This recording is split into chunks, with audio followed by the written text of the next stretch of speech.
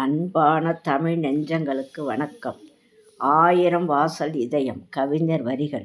1000 வாசல் இதயத்தில் 50 வாசல்களாவது அன்பு, நட்பு, பாசம் என்ற மூன்றும் கொண்டு நட்புகள் உள்ளே நுழைந்துவிட்டன.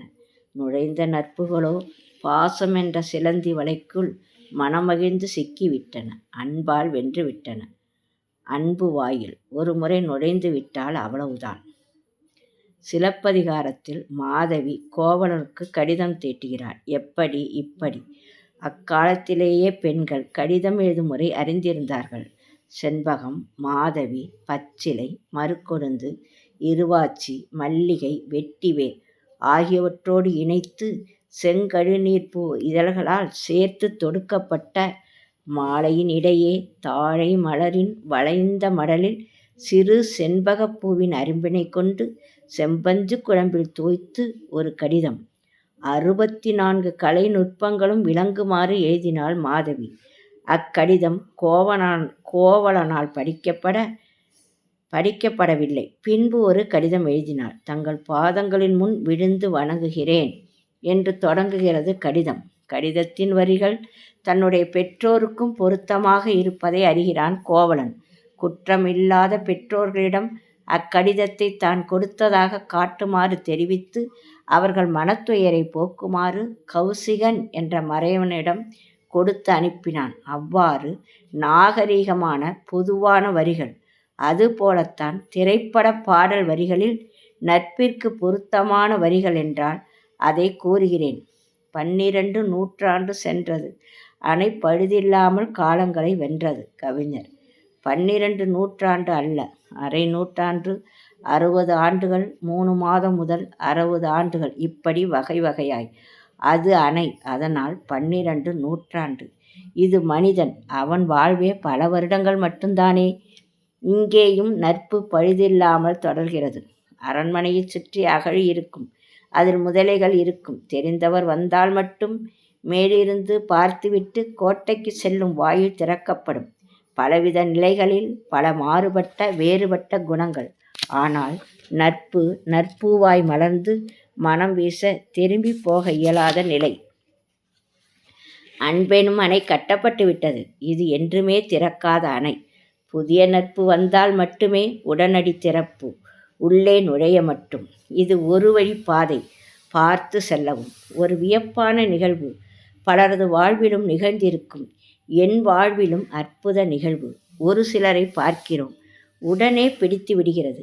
அவரிடம் ஒரு வார்த்தை கூட பேசவில்லை, யார் என்றும் தெரியவில்லை. இந்நிகழ்வு மணிமேகலையில் வருவது போல் முன்ஜென்ப தொடர்பா?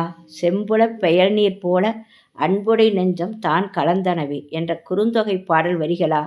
மனம் திகைத்து நிற்க முத்துக்குமார் பாடல் வரிகள். நேற்று வரை நேரம் போகவில்லையே, உனதருகே நேரம் போதவில்லையே. வேரின்றி விதையின்றி விண்தூவும் மழையின்றி இது என்ன இவன் தோட்டம் பூ பூக்குதே. ஆனால் இங்கே அன்பே விதையாக, பாசமே உரமாக, ஆனந்த கண்ணீரே நீராக, விசாலமான மனம் அதுவே காற்றாக, நட்பாகிய பூச்செடியில் நட்பூவாய் நன்மலராய் மலர்ந்து மனம் வீசுதே. வாடா மலராக நித்தம் நித்தம் வாவென்று அழைக்கிறதே. அது மட்டுமா? அசைக்க முடியாத வேராய் கீழே மேலே விருட்சமாய் வளர்ந்து நிற்க அவர்களும் நம்மீது அதே அன்பை செலுத்தும்போது அந்த நட்பிற்கு சொல்லும் சொற்களே இல்லை.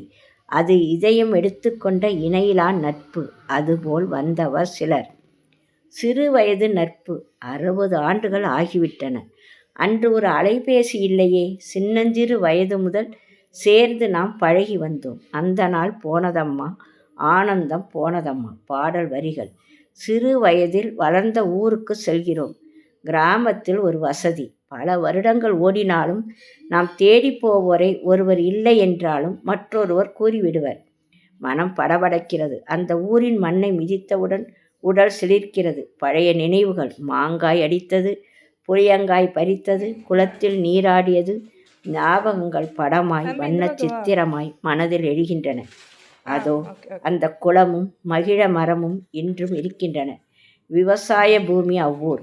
60 ஆண்டுகளுக்கு முன்னால் அறுவடை காலம் என்றால் பெண் பிள்ளைகளை பள்ளிக்கு அனுப்பாமல் வயல்வெளிக்கு சாப்பாடு கொண்டு சென்றுவிட கூறுவார்கள். அவர்களை அழைத்து வர பள்ளி வந்த சிறுமிகளை அனுப்பிவிடுவார்கள். தோழியை அழைக்கச் சென்ற நான் குளம் கண்டவுடன் நானும் தோழியின் தங்கையும் நீராட இறங்க, குளத்தில் முழுக, என் தோழி இருவரையும் காப்பாற்ற உயிர் காப்பான் தோழன். காத்துவிட்டாளே என் தோழி. பின் நீச்சல் கற்று நீச்சல் அடித்ததும் அதே இடத்தில் வீடு. தோழியின் மறுபதிப்பாய் அவள் மகள். தோழியோ வெளியூரில். மகளும் மருமகனும் கள்ளமில்லா கிராமத்தின் மனத்துடன் உபசரிப்பு. நான் உன் தாயுடன் படித்தவள். ஒரு வார்த்தைதான். அம்மாவுடன் இவர்கள் படித்தார்களா? அந்த ஆராய்ச்சி எல்லாம் அங்கில்லை.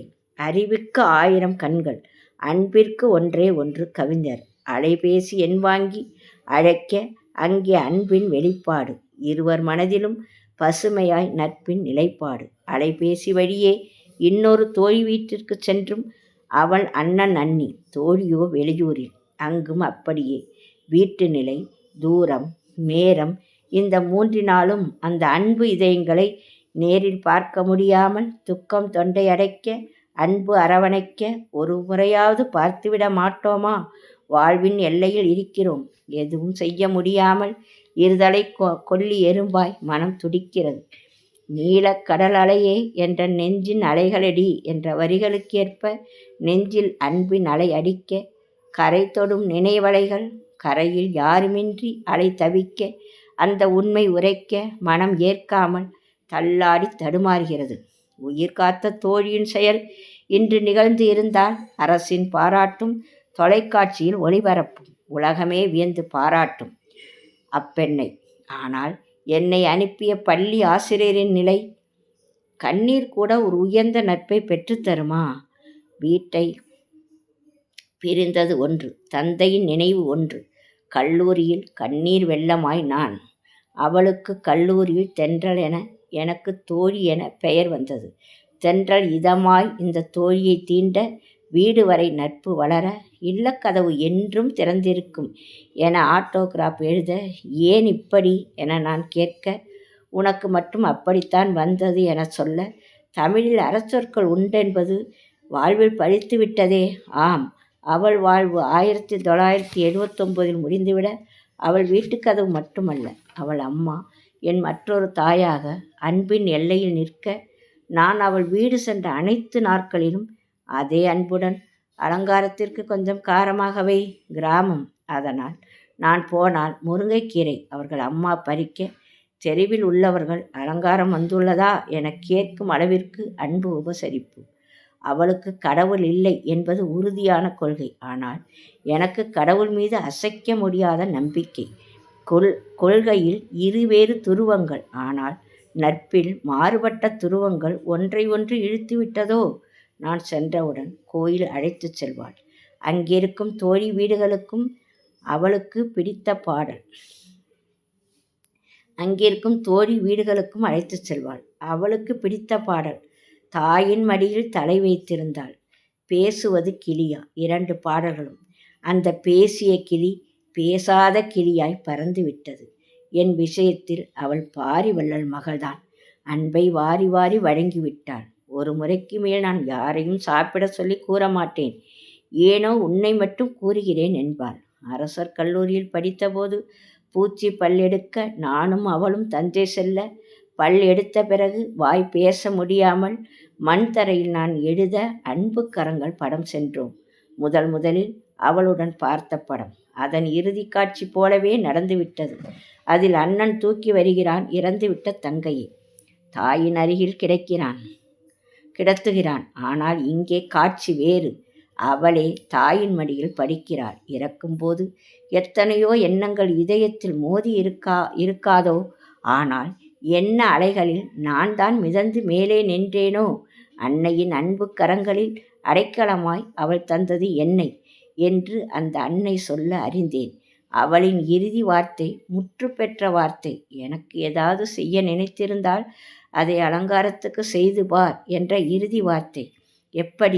எப்படி ஒரு தோழியின் பெயரை உன் நாக்கு உச்சரித்தது? உள்ளத்தில் ஒரு உயரிய இடம் தந்தது. அவள் இருந்தவரை தஞ்சை அரண்மனை, பெரிய கோயில் அழைத்துச் சென்றாள். உடல்நிலை மிக மோசமாக இருந்தபோதும் பூம்புகார் அழைத்துச் சென்றாள். எனக்கு கோயில் பிடிக்கும் என்பதற்காக தங்கமாக ஒரு தம்பி அவள் வீட்டில் வளர, அவனையும் என்னை பஸ் ஏற்றி விட்டு விடும்போதெல்லாம் ஒரு கோயில் அவன் அழைத்துச் செல்வான். ஒருமுறை தோழியின் வீடு செல்ல ஒரு பாடல் பாடு என்க, உனக்கு பிடித்த பாடலா, உன்னை பற்றி என் மனதில் உள்ள பாடலா என நான் கேட்க, அப்படி ஒரு பாடலா, எங்கே பாடு என இருவரும் கேட்க, கவிஞரின் வரிகள்தான். பொன்னை விரும்பும் பூமியிலே என்னை விரும்பும் ஓர் உயிரே, புதையல் தேடி அலையும் உலகில் இதயம் தேடும் என் உயிரே, பாடல் முழுதும் பாட உன் இதயத்தில் எனக்கு இப்படியா என வியக்க, அந்த நாள் இனி வருமா? இல்லக்கதவு என்றும் திறந்திருக்கும் என எழுதினாள் அல்லவா? என் வீட்டு இல்லக்கதவு என எழுதவில்லையே. அதனால்தானோ என்னவோ திருநகரி, நெப்பத்தூர், குருவாடி, அண்ணாநகர், தென்றல் காலனி, குரோம்பேட்டை, திருப்பனந்தாள், கடலூர் என அவள் உறவினர் அனைவரின் இல்லக்கதவுகளும் அன்பால் இன்று வரை திறந்தனவோ? கிருஷ்ணர் ஒருமுறைதான் பலவித வண்ண வண்ண சேலைகளை திரௌபதிக்கு தந்து மானம் காத்தார். அவள் சொன்ன அந்த ஒரு வார்த்தை அந்த தாயின் மனதில் பதிய, எனக்கு திருமணம் ஆகும் வரை வருடந்தோறும் சேலை. அவர்கள் பணி முடிய அவர்கள் மூலம் உறவான தம்பி, தம்பியின் மனைவி இன்று வரை. தம்பி மறைந்தாலும் வண்ண வண்ண சேலைகள். அவர்கள் போன வருடம் வரை அன்பு தாயாய். அவர்கள் என் இல்லம் வர நானும் அவர்கள் இருந்த உறவினர் வீடுகளுக்கு எல்லாம் செல்ல, போன வருடம் அத்தாய் இறந்து விட்டார்கள். இதுதான் நண்பர்கள் இறந்து விட்டாலும் நட்பு தொடர்வதா? அந்த தாயின் அன்புதான். பெண்கள் கருப்பையுடன் மட்டும் பிறப்பதில்லை, கருணை அன்பு கொண்டும் பிறக்கிறார்கள். ஒரு நாள் ஒரு தோழியிடம் இருந்த ஃபோன், ஏய், நம்முடன் படித்த நண்பர் கோவையில், நம்பர் தருகிறேன் என்றார். நானும் பேசினேன். மறுநாள் நண்பர் அவர் மனைவி காலையில் வந்து விட்டார்கள். பிறகு மாதம் வந்து அன்புடன் பேசத் தொடங்க, இருமுறை எங்கள் வீட்டின் நிகழ்விற்கு அண்ணனாக சீர் செய்ய, அவர் மனைவி அன்பு தோழியாக இன்று வரை நான் யூடியூபில் எது போட்டாலும் வரிவிடாமல் கேட்டு பாராட்டும் அன்பு உள்ளம். ஒருமுறை மணிமேகலை புத்தகம் கேட்டேன். எனக்கு கொண்டு வந்து தர, யூடியூபில் மணிமேகலை போடப் போகிறேன், கொஞ்ச நாள் ஆகும் திருப்பி தர என்றேன். 5 வருடம் படிப்பீர்களா? பொறுமையாக படியுங்கள் என்றார். யூடியூபில் போட்ட மணிமேகலை இருக்கிறது. அவர் தந்த புத்தகமும் இருக்கிறது. அவர் மனைவி, மகன், மருமகள், பேரன் உறவும் இருக்கிறது. அவர் மட்டும் இல்லை. தோழி ஒருமுறை அரசர் கல்லூரி பொன்னி நதி உள்ளது என்க, என்னையும் சேர்த்து விடு அதில் என்க. 50 ஆண்டுகளுக்கு பிறகு ஒரு தோழி அலைபேசியில் அழைக்க, இருவரும் தூங்காத கண்ணென்று ஒன்று பாடல் வரிகளுக்கேற்ப இரவு தூக்கம் வரும் வரை பேசி தீர்க்க, ஒருமுறை வருகிறேன் என்று சொல்ல எனக்கு முடியுமா? அவளுக்கு அந்த தேதியில் வர முடியுமா என மனம் தவிக்க, இரவு முழுவதும் சிந்தித்தபடியே இருக்க, மறுநாள் அன்பு உண்மையாய் இருந்தால் உன்னை அழைக்கும் என்ற வரிகளுக்கு ஏற்ப சிந்தித்தபடியே சந்தித்து விட்டேன். அவள் பையில் பொருள் நிறைத்தாள், மனதில் அன்பு நிறைத்தாள். மகிழ்வூன்றில் ஏறி மகிழ்வாய் விரைவாய் வந்திட்டாள். அப்பா, என்ன ஒரு மனநிறைவு! ஒரு நொடி என்றால் கூட இந்த ஆனந்தம் ஒன்றே போதும். மறுமுறையும் சந்திக்கும் வாய்ப்பு வந்தது. எங்கள் வீட்டு திருமண நிகழ்வு. அதையொட்டி 3 தோழிகளும் அவள் பேத்தியும் வர, திருவையாறில் பழைய நிகழ்வுகளை பகிர்ந்து மகிழ்ந்து என் வீடு வரை கொண்டு விட்டாள். மீண்டும் 3ஆம் முறையாக சந்திப்பு கோவையில். இம்முறை 3 தோழிகளுடன் மற்றொரு தோழியையும் சந்திப்பு நிகழ்ந்தது. ஒரு தோழியின் மறைவினால் அந்த தோழியை சந்தித்த நாள். முதலில் நானும் என் அன்னையும் கல்லூரியில் நுழைந்தபோது அந்த ஊட்டி ரோஜா கரந்தையில் உள்ள சித்தியும் அவளும் அதே நேரம் வர, பின்பு திருவையாறில் உணவகத்தில் உணவு அருந்த அவர்களும் வர, அவர்கள் சித்தி இருவரும் ஒரே அறையில் இருந்து கொள்ளுங்கள் என கூற, அங்கே தொடங்கியது நட்பு. அன்பென்ற மனம் ஒன்றையே வீசிய ரோஜா. இதயம் என்பது ரோஜா ஆனால் உலகே நறுமணம் ஆகும். ஆம், ஊட்டி ரோஜாவிற்கு ஒரு தனி சிறப்பு அல்லவா? அதனால்தான் அன்பெனும் மனம் பரப்பியதோ. 2 நாட்கள் விடுமுறை என்றால் என் வீட்டிற்கு செல்ல முடியாத நிலை. கல்லூரியில் படித்த காலம்.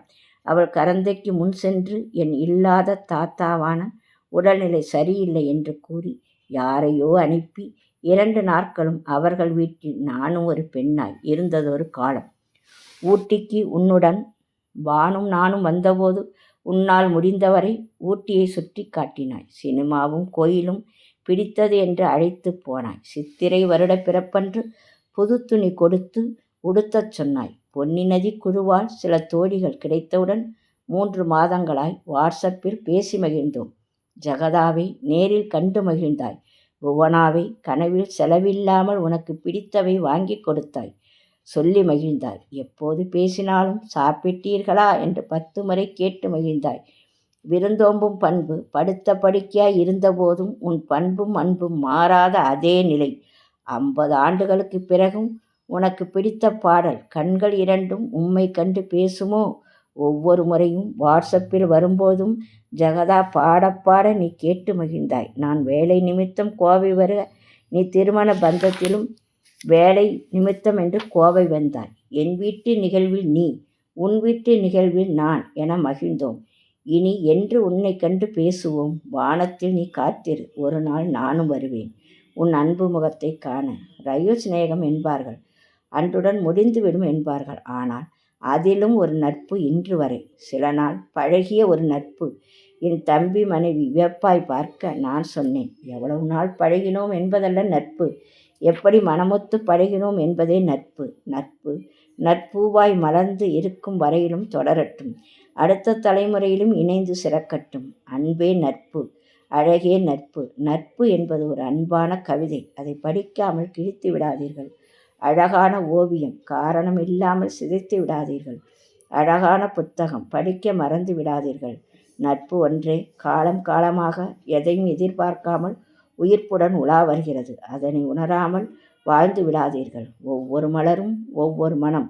அதுபோலத்தான் ஒவ்வொரு தோழியும் ஒரு விதம். சில நட்புகள் அடுத்த தலைமுறையிலும் செழித்து வளர்கிறது. சில நட்புகள் உறவாக மாறிவிடுகிறது.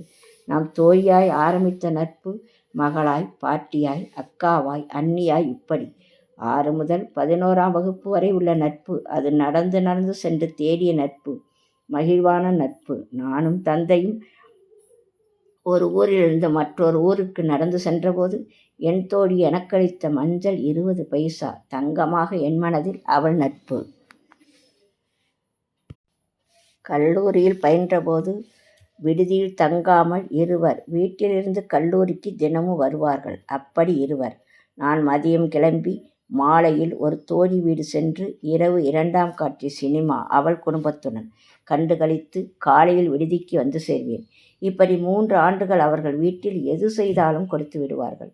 மற்ற தோழியால்தான் மற்றவர் தொலைபேசி எண்கள் கிடைத்தது. நன்றி, வணக்கம்.